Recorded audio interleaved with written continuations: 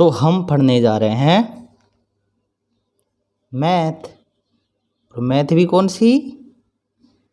11th class की। कौन सी? 11th ऐसे लिखते हैं, लेकिन अपन मनोरंजन करेंगे यार। जादू तेरी नजर। अब चालू करते हैं ना। क्लास 11th और मैथ, उसका पहला चैप्टर कौन सा आता है मेरे प्यारे साथियों? सेट्स आता है ना मेरे प्यारे प्यारे विद्यार्थियों, सेट्स आता है। अब सेट्स होता क्या है? हिंदी में देखे इसका अर्थ है तो समुच्चय होता है ना। क्या होता है? समुच्चय। अब समुच्चय, सेट, ये नाम सुने सुने नहीं लग रहे। अरे मैं बोल दूं कि ताश के पत्तों का सेट है क्या? ताश के पत्तों का सेट है। हाँ, ताश के पत्तों का सेट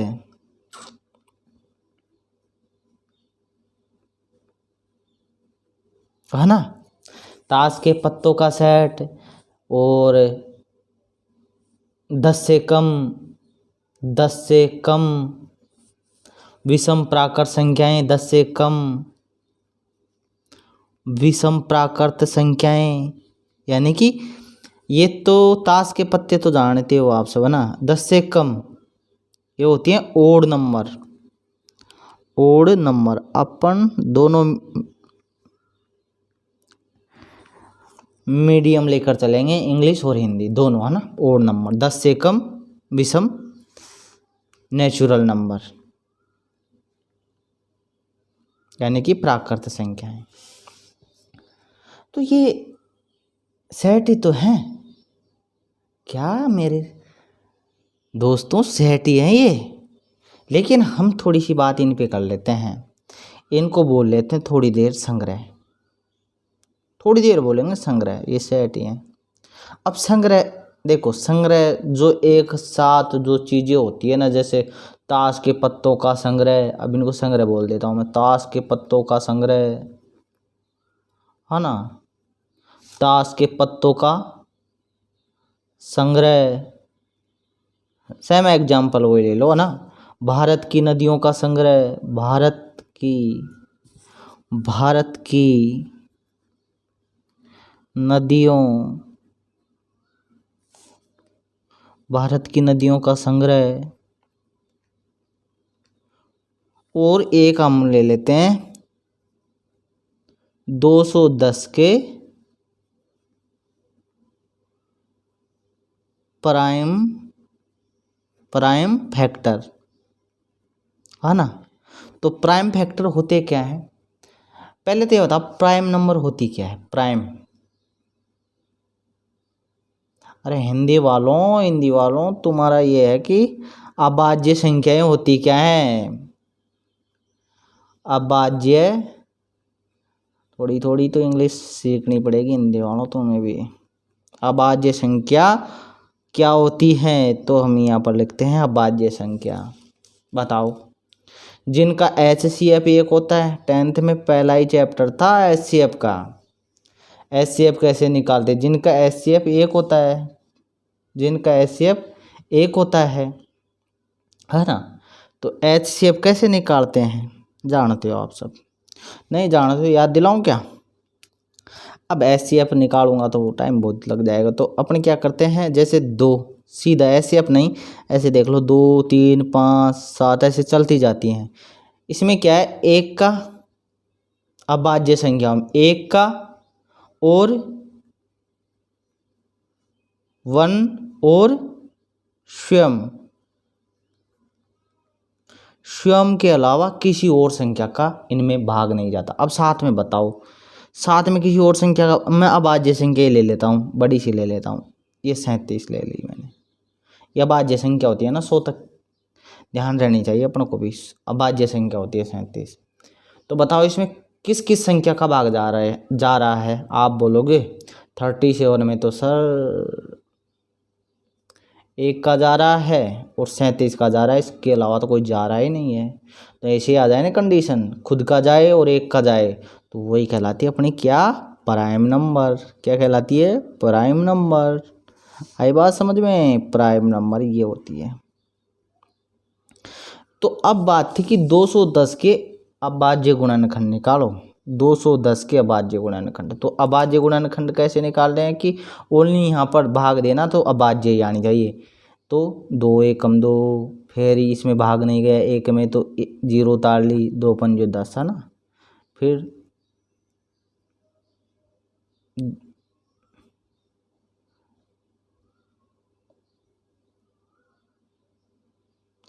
2 एकम 2 और 0, 2 पंजे 10। अब इसमें 3 का भाग जाएगा, 2 का नहीं है ना, 3 का जाएगा, तो 3 लिखेंगे।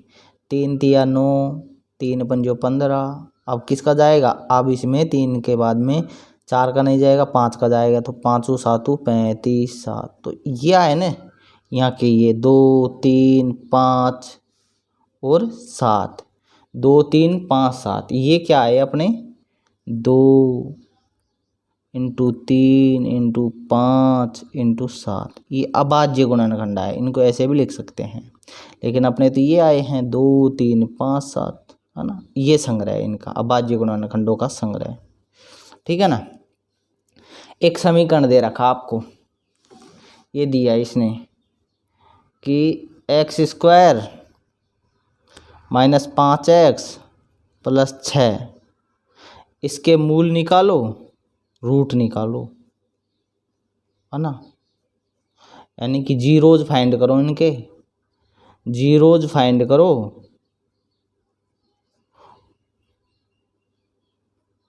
और उनका भी एक संग्रह होगा। तो निकालते हैं, कैसे निकालते हैं? जैसे x² तो यहाँ क्या रखते हैं, है ना। यहाँ पर कोई संख्या होती है ना एक, अब इसको और इसको गुणा करवा देते हैं, इसके फैक्टर करते हैं, गुणनखंड करते हैं।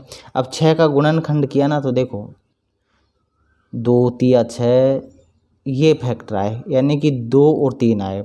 अब ये संख्या ऐसी है, ये फैक्टर करने पर ये फैक्टर को जोड़े या घटाएं, तो अपना कितना आ जाना चाहिए? 5 आना चाहिए।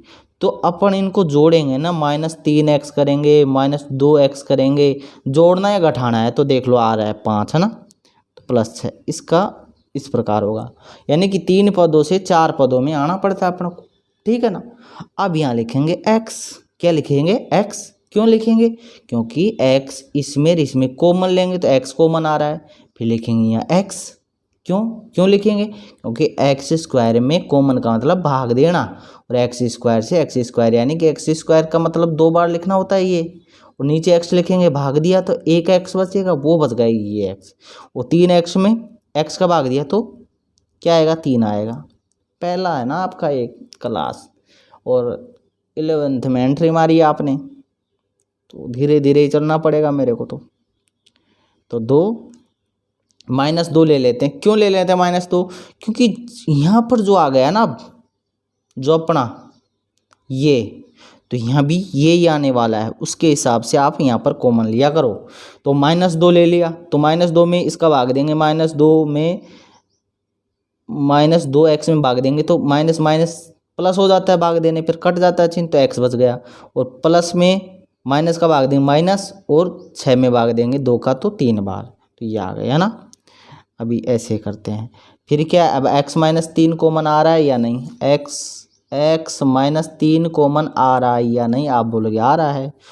और फिर x -3 कॉमन आ रहा है, तो इधर देखो x -2 बच रहा है ना, और बराबर 0 चल ही रहा अपना। तो x बराबर 3, यानी 0 बराबर, ये भी 0 बराबर है और ये भी 0 बराबर है, तो x बराबर 2। तो अपने 2 रूट जो आए हैं ना, x बराबर 3 और 2 आए हैं, x बराबर 3 और 2 आए हैं। अब अपन है ना ये सेट की डेफिनेशन जानते हैं। ये तो अपना परिचय चल रहा था कि ऐसे ऐसे संग्रह होते हैं, ताश के होते हैं, रो ये इन्होंने दे रखे, अभी मूल निकाले वो 2 3, ये संग्रह हैं भाई, रूट हैं इनके, 0 हैं संग्रह में। अब जानते हैं सेट की डेफिनेशन क्या होती है भाई। इंग्लिश वाले तो वेल डिफाइंड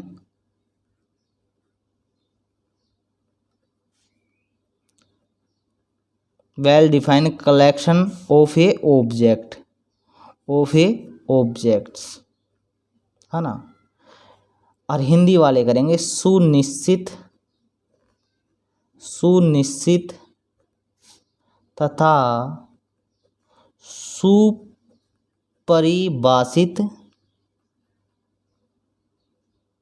सुपरिभाषित है ना। यहाँ पर लिख दूं अवयवों, ऐसे ही लाएंगे तो बहुत तकलीफ होगी आपको, तो फिर यहीं रखता हूँ। अवयवों के संग्रह को क्या कहते हैं? अवयवों के संग्रह को सेट्स बोलते हैं ना, सेट्स कहते हैं। अब मेन बात तो ये कि ये सुनिश्चित, सुपरिभाषित है क्या चीज़, वेल डिफाइन, इंग्लिश में वेल डिफाइन ये चीज़ है क्या, ये कैसे पता करें? तो आप एक बात बताओ, जब हम ये डिसाइड कर देना, जैसे ताश के पत्तों का एग्जाम्पल लेते हैं, है ना, ताश के पत्ते, ताश के पत्तों का, ताश के पत्ते हैं अपने पास, ये होते हैं 52। अब मेरे को एक बताओ, एक बात बताओ कि एक पान का इक्का, पान का इक्का क्या 52 ताश के पत्तों के संग्रह में शामिल होता है या नहीं? होता है या नहीं? 52 ताश के पत्तों के संग्रह में शामिल है या नहीं ये ताश, एक पान का इक्का? तो आप बोलोगे होता है। अगर आप ये डिसाइड कर दो, अगर आप ये डिसाइड कर दो कि कोई दी हुई चीज़ कोई दिए हुए संग्रह में शामिल है या नहीं है या नहीं, तो आप उसे क्या बोल सकते हो? सुपरिभाषित। अभी बात समझ नहीं आई है ना, सुपरिभाषित। सुपरिभाषित एक और एग्जाम्पल से समझते हैं, जैसे बताओ, नील नदी तो आपको पता नहीं होगा, नील नदी अलग चीज़ है। अपने ये बताओ आप तो कि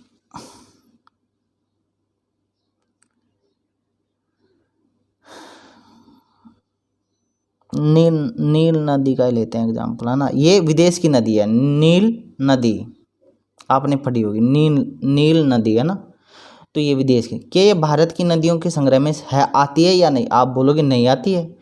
अगर आप ये बोल पा रहे हो ये संग्रह में शामिल है या नहीं, तो हम उसे आसानी से सुपरिभाषित बोल सकते हैं। सुपरिभाषित, ये अपना अच्छी सी डेफिनेशन है सुपरिभाषित। सुपरिभाषित यही होता है, संग्रह में शामिल है या नहीं। तो well defined collection of A objects को हम सेट बोलते हैं, ठीक है ना, ये बात तो आपने समझी होगी। अब अपने पास है ना कई प्रकार के सेट होते हैं, जैसे मैथ पढ़ रहे हैं अपन, मैथमेटिक्स, मैथ में देखो नंबरों के सेट हैं, जैसे नेचुरल नंबर, ऐसे लिखा करो, नेचुरल नंबर का सेट ऐसे दर्शाएंगे, ऐसे तो एन हो जाएगा, तो इसका नाम तो अपने ये रखे निखिल, ये निखिल हो गया। और ये ऐसे कर दें तो ये नंबर ऑफ सेट है ना, यहाँ पर डबल ए कर दो, ये सीखना है अपन अपनी भाषा में, ये लिखेंगे ये नंबर ऑफ सेट है। तो ये नंबर ऑफ सेट है, तो नंबर ऑफ सेट का मतलब ये है नेचुरल नंबर। क्या है इसका मतलब? Natural number, NATURAL, natural number. Natural number होते क्या है? प्राकृत संख्याएं। क्या होती हैं? प्राकृत संख्याएं, प्राकृत संख्याएं। अब कौन कौन सी होती हैं वो आप जानते हो ना। अब जेड, क्या? जेड, तो इसको बोलते हम जेड को, इसको नहीं, पहले इंटीजर सीखो, इंटीजर नंबर, इसको दर्शाते हम जेड से। और इन्हें बोलते हैं पूर्णांक संख्याएं। क्या बोलते हैं? पूर्णांक संख्याएं।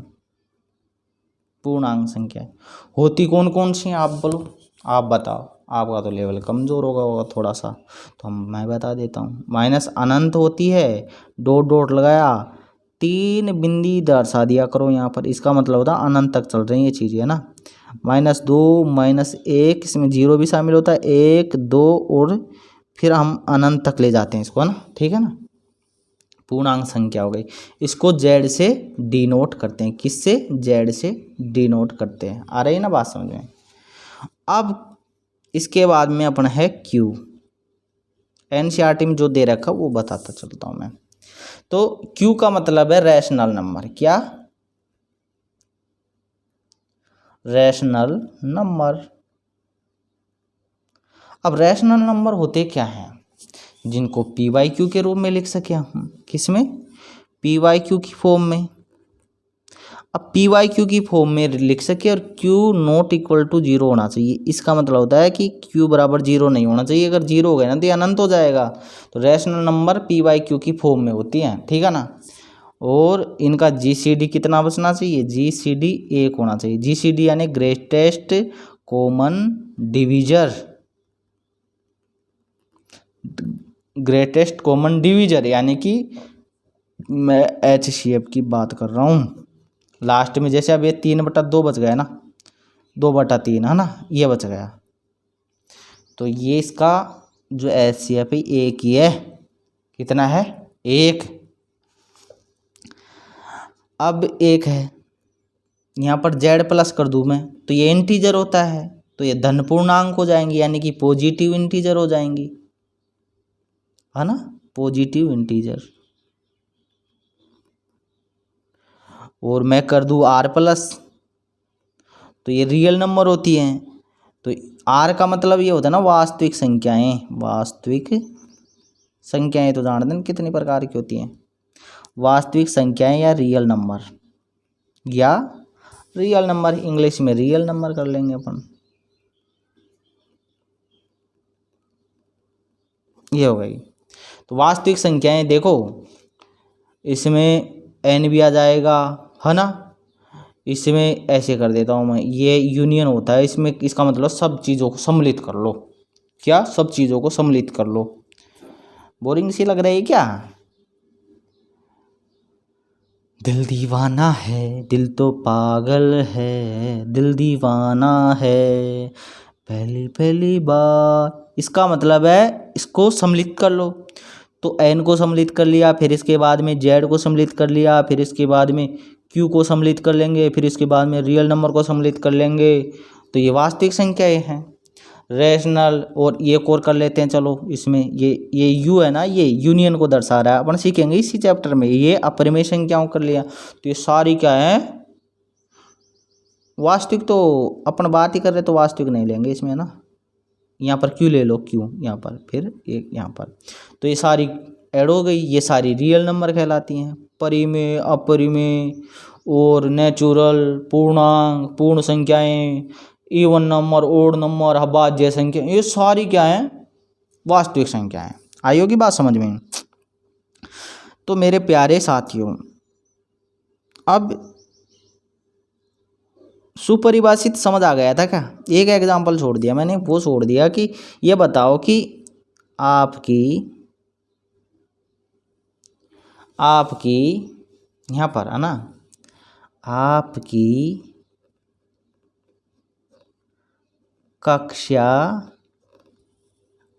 कक्षा के 5 सुंदर विद्यार्थी बता सकते हो? और बता सकते हो ना? तो ऐसा करना, आप जिनका नाम बता रहे हो या लिख लेना पर्ची में, ठीक है ना। लिख लिया पर्ची में और वो रख लेना अपने बैग में, ठीक है। बैग में रख के फिर अपने साथी या दोस्त से पूछा, क्या अपनी कक्षा में सबसे सुंदर कौन है? तो वो बताएगा। फिर मैच करना तेरे और उसके नाम, है ना, आपके और उसके नाम क्या सेम आते हैं। फिर अगर सेम आ जाए तो तीसरे से पूछना, किसी तीसरे साथी से पूछना, तो क्या फिर उनको मिलान करना, क्या सेम आते हैं।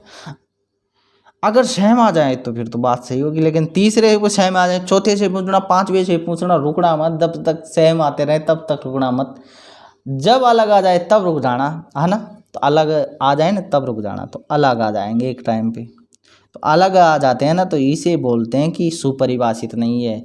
अब मैं बोलूँ सेट की सबसे अच्छी डेफिनेशन भी यही है। सेट की अच्छी डेफिनेशन यही है कि तेरा मेरा सबका आंसर क्या आना चाहिए? सेम आना चाहिए। तेरा मेरा और सबका आंसर सेम आना चाहिए। यानी कि मैं बोलूँ कि आईपीएल की टीमों के नाम बताओ, तो आप बताओगे ना, जो आप बताओ वो आपका दोस्त बताएगा, और आपका दोस्त उसका दोस्त बताएगा, यानी कि आपका फ्रेंड सब एक ही नाम बता रहे होंगे। अगर अलग अलग बताएंगे ना तो ये सुपरिभाषित नहीं है और ये सेट भी नहीं है। अगर इस सेट का सीधा शर्त ये है कि सबका आंसर सेम आना चाहिए, ANSWERE, है ना, सबका आंसर सेम आना चाहिए। तो ये होता है अपना सेट, तेरा मेरा उसका सबका आंसर सेम हो, है ना। और इसके अंदर डिस्टिंक्ट एलिमेंट यानी कि अद्वितीय, इसमें रिपीट नहीं करते, कहने का मतलब ये है। अब वो आगे पढ़ेंगे, लेकिन अपन अब एक चीज़ जान लेते हैं, आराम से चलेंगे, धीरे धीरे धीरे धीरे। अब देखो, अब समुच्चय के लिए समुच्चय सेट है अपने पास, है ना, सेट है। अब सेट में जो चीज़ें आती है ना, इसके अवयव सेट के अंदर आएंगे। जैसे ताश के पत्ते, ये अवयव कहला सकते हैं, या तो एलिमेंट कहला सकते हैं, एलिमेंट्स, है ना, या कहला सकते हैं मेंबर, या कहला सकते हैं वस्तुएं, आर्टिकल। तो ये हो गए, तो ये इनके नाम है जो सेट के अंदर आते हैं, उनके नाम है ये सारे, है ना। अब लेकिन बात यह है कि सेट, अभी सेट है, इसको मेरे या दोस्तों, इसको है ना, सेट है ना, हमेशा ही अंग्रेजी के बड़े अक्षर से लिखा जाता है, प्राय बोल सकते हैं अपन, ये बड़े अक्षर से सेट, ये सेट हो गया, ठीक है ना, बड़े अक्षर से लिखेंगे। और इसके अंदर जो एलिमेंट आते हैं ना, इसके अंदर जो एलिमेंट आते हैं उनको छोटे अक्षर से लिखते हैं, ABCD, है ना। तो हम करेंगे इस चिन्ह की बात। अब ई की तरह होता है ये, तो जैसे ELEVEN 11, ये ई होता है, और ये होता है कि इसका नाम क्या है, बिलोंग्स टू, क्या होता है, बिलोंग्स टू, है ना। और इसका हिंदी अर्थ होता है संबंधित है, क्या है, संबंधित है। अब किससे संबंधित है, जैसे आप अपने घर वालों से संबंधित है ना, वो की वो चीज़ है। जैसे मैं आपका नाम रख दूँ यहाँ पर, अपन ले लेते हैं आपका नाम प्रिया है, ठीक है ना, और आप संबंधित हो ऐसे, किससे, आपके योर फैमिली, ठीक है। तो ये आप कहाँ से आ रहे हो, आप अपनी फैमिली से आ रहे हो, ठीक है ना। आपका नाम प्रिया है, आप कहाँ से आ रही हो, आप अपने परिवार से आ रही हो, अपनी फैमिली से आ रही हो, अपने घर से आ रही हो मतलब चलने की बात नहीं है ये, मतलब उससे रिलेटेड हो, आप अपने घर से रिलेटेड हो, संबंध है आपका, मम्मी पापा से, भाई बहन से संबंध है, ये संबंध को दर्शाता है। ये कहाँ से निकल रही, जो ये है ना, प्रिया कहाँ से निकल रही है, उसकी फैमिली से। तो ये बताओ कि मैंने ये एक परिवार ले लिया, सेट एक परिवार ही होता है, और ये ले लिया मैंने, मान लो ये, और इसको बोल देना ये कौन सा परिवार है, 10 से कम विषम प्राकृत संख्याओं का परिवार है, यानी कि 10 less than of a odd number, क्या, ओड नंबर, है ना, ये फैमिली है अपने पास। तो अब मैं बोल दूं क्या, इसमें तीन, अब इसमें से मैंने 3 निकाल लिया और यहाँ कर दिया ये, इसमें से 7 निकाल दिया और यहाँ कर दिया इसमें से मैंने 9 निकाल दिया और यहाँ कर दिया ये, और मैंने निकाल दिया 11 और यहाँ कर दिया ये। अब बताओ कौन कौन तो इस घर में से निकल रहे हैं, कौन कौन घर में से नहीं निकल रहा है। तो आप कह दोगे ये निकल रहा है, ये निकल रहा है, ये निकल रहा है, लेकिन ये नहीं निकल रहा है, तो ये नहीं निकल रहा, तो डज नॉट बिलोंग्स टू, इसको कहते हैं कि 11 संबंधित नहीं है ए से। तो ये बिलोंग्स टू तो समझ आया होगा बड़ी इजी से, नहीं आया बिलोंग्स टू। इसको पढ़ते हैं 3 belongs to A, 7 belongs to A, 9 belongs to A, 11th does not belongs to A. आ गई बात समझ में बिलोंग्स टू की। अब सेट, सेट को सेट्स रिप्रेजेंटेशन,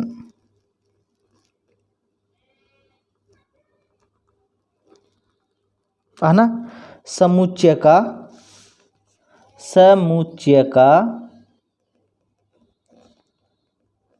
निरूपण। क्या? समुच्चय का निरूपण। अब समुच्चय का निरूपण ये क्या चीज है भाई? अरे कुछ नहीं है यार, कुछ नहीं है, ये जो हमने पढ़ लिया ना ऊपर वही है। देखो 2 तरह से होता है, एक तो होता है रोस्टर फॉर्म, इसको बोल सकते हैं हम, रोस्टर फॉर्म में रहने दो इसको, है ना, सारणीबद्ध रूप बोल सकते हैं इसको, सारणी, हिंदी में सारणीबद्ध रूप। अरे हिंदी वालों, अपन को इससे सारणीबद्ध रूप पानी इससे पार नहीं पड़ेगी हिंदी में रहेंगे तो।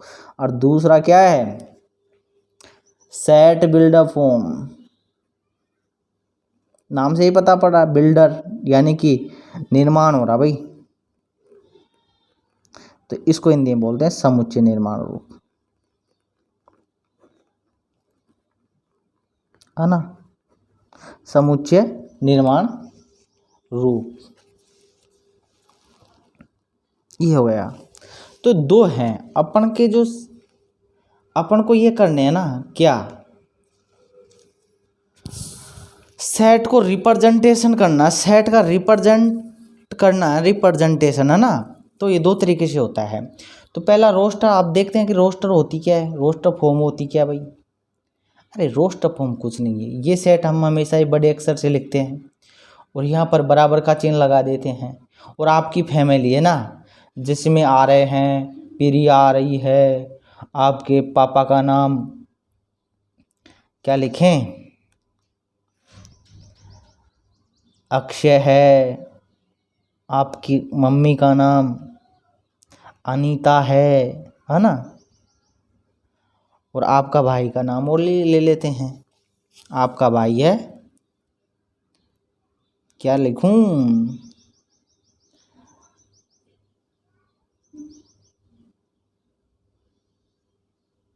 आंसू लिख देता हूँ, है ना। तो आप इसमें से निकल रहे हो, ये हो गया सेट। देखो ये सेट क्या है, आपकी ये फैमिली है, इसमें मैंने लिख दी है ना, और फैमिली में एक सदस्य एक बार ही आता है, सेम वैसे ही, है ना। जैसे प्रिया, अक्षय आप हो, आपका पापा, आपकी मम्मी है, आपका भाई है, ये हो गए। तो ये क्या है, इनके नाम लिखकर यहाँ पर ये है ना मिडल ब्रेसेस, यानी कि ये मजला कोष्टक होता है, मिडल ब्रेसेस, और यह करेली ब्रैकेट, इसको करेली ब्रैकेट भी बोल सकते हैं, हर मिडल ब्रेसेस भी बोलते हैं, बंद कर देते हैं। और यहाँ पर है ना ये कोमा से इनको अलग कर देते हैं, क्योंकि अलग अलग है तो अलग अलग करेंगे, कोमा से अलग कर देंगे और एक ही बार लिखे जाते हैं। अब चाहिए, अब एक बात है, चाहिए अक्षय को पहले लिखो या प्रिया को यहाँ लिख दो, चाहे फिर मम्मी को लिख दो, है ना, कैसे भी लिख दो, लेकिन आने चारों के नाम चाहिए, है ना, रिपीट नहीं होना चाहिए। 2 बार क्यों लिखे भाई, एक बार ही आएगा अपना मेंबर, तो अपना जो भाई है, अपनी जो बहन है, अपना जो पापा है, अपना जो कुछ भी है, वो एक बार ही आएगा, तो उसको एक बार ही तो लिखेंगे, तो ऐसे लिख सकते हैं। और रिपीट नहीं करते, ध्यान रखना, ऑर्डर इसका मैटर नहीं करता, रिपीट नहीं करते, है ना। फिर इसमें भाई इम्पोर्टेंट बात क्या है? इम्पोर्टेंट बात नहीं, ये जो मैं बता रहा हूँ ना, ये क्या हो गई, अपनी रोस्टर फॉर्म हो गई। मजला कोष्टक लगा दिया, करेली ब्रैकेट लगा दिया, मिडल ब्रेसेस लिख दिया, कोमा से अलग कर दिए एलिमेंटों को, तो ये क्या हो गया, रोस्टर फॉर्म। ये क्या हो गई, रोस्टर फॉर्म, रोस्टर फॉर्म हो गई, है ना, रोस्टर फॉर्म।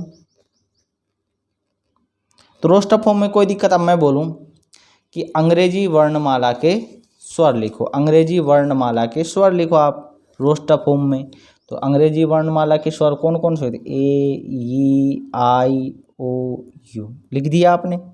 तो रोस्टर फॉर्म में लिखने तो ये क्या करना है, यहाँ पर ये लगा देना है और कोमा से अलग करते जाएंगे। और इसके अंदर एलिमेंट एक ही बार आएगा, यानी कि डबल बार रिपीट नहीं करेंगे। आ रही ना बात, यहाँ पर ये लिख देते हैं, है ना। मैं कहूँ कि आप 1 से 10 तक की विषम प्राकृत संख्या है लिखो।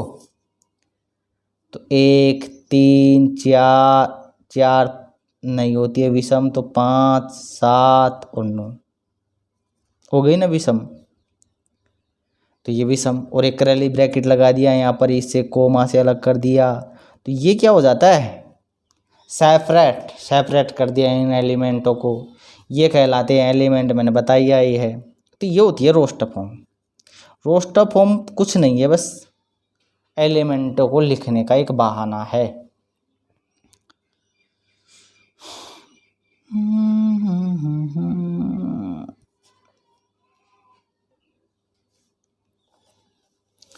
अब सेट बिल्डर फॉर्म की बात आ जाती है कि सेट बिल्डर फॉर्म क्या होती है, हमें तो ये भी बताओ। तो समुच्चय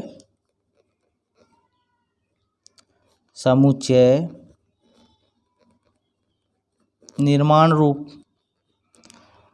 हिंदी में तो ये होता है सेट बिल्डर फॉर्म, इंग्लिश में होती है ना। तो अब क्या होता है, इसमें कुछ नहीं है। देखो सेट ए तो है ही ये कोई, है ना, यहाँ पर एक्स आता है ना, यहाँ पर एक्स है और यहाँ पर ये चिन्ह आता है ना। इसका मतलब होता है सच दैट। क्या होता है, सच दैट। सच दैट का अर्थ होता है इस प्रकार है कि,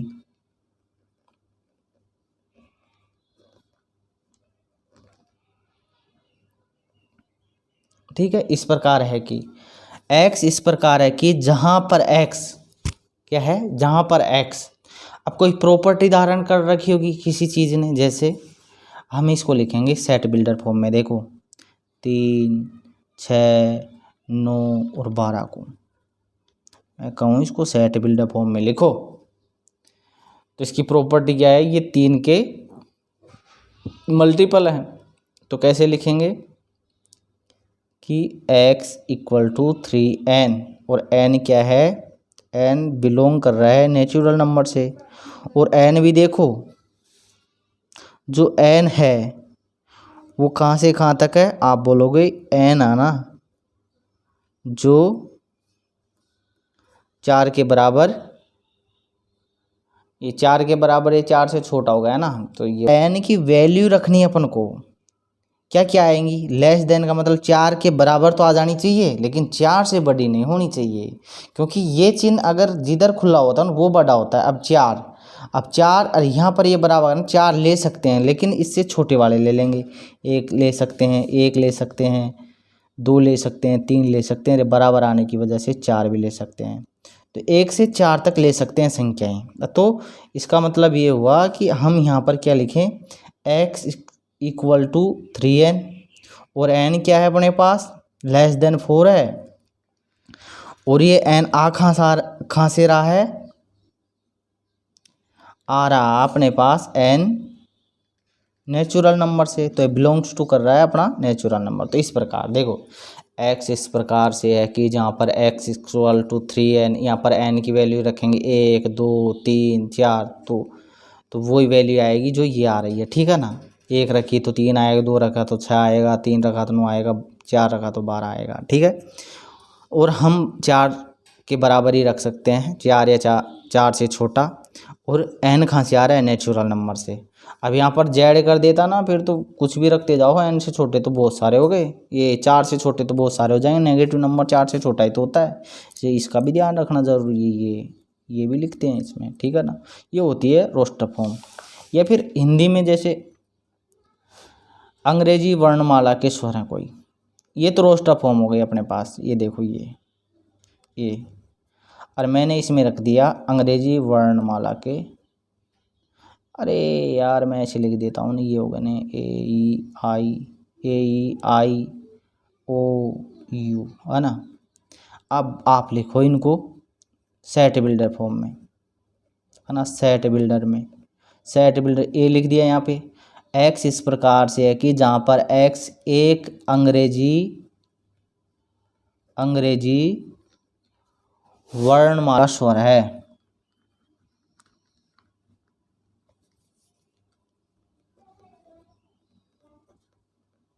हो गई बात समझ में? हो गई बात पूरी अपनी। और आ गई बात समझ में, ये बोलना चाह रहा हूँ मैं। सेट बिल्डर फॉर्म ऐसे लिखी जाती है, या फिर खास प्रॉपर्टी को संतुष्ट करती हो ये चीज़, है ना। जैसे हम ले लें 3, फिर 9, फिर 27, फिर 81। बताओ इसको कैसे लिखे सेट बिल्डर फॉर्म में? ये तो है रोस्टर फॉर्म, ये तो जान गए रोस्टर फॉर्म क्या होती है। अब इसको सेट बिल्डर फॉर्म में लिखना है, तो आप क्या करोगे, एक्स इस प्रकार से है कि, ये कर्ली ब्रैकेट तो लगता है इसमें भी, है ना। एक्स इस प्रकार से है कि जहाँ पर एक्स इक्वल टू 3 की पावर n, 3 की पावर ये तो हो रहा है n, और यहाँ पर ये लगा दो, है ना। तो n कहाँ से कहाँ तक है, n 4 तक है, 4 से छोटा या 4 के बराबर है, और n जो है, एंड लिख दो यहाँ पर, एंड n जो है नेचुरल नंबर से बिलोंग कर रहा है। इसको बंद कर दो करेली ब्रैकेट में। ये सेट हो गया सेट बिल्डर फॉर्म। ये तो होती है अपनी रोस्टर फॉर्म, और ये होती है सेट बिल्डर फॉर्म।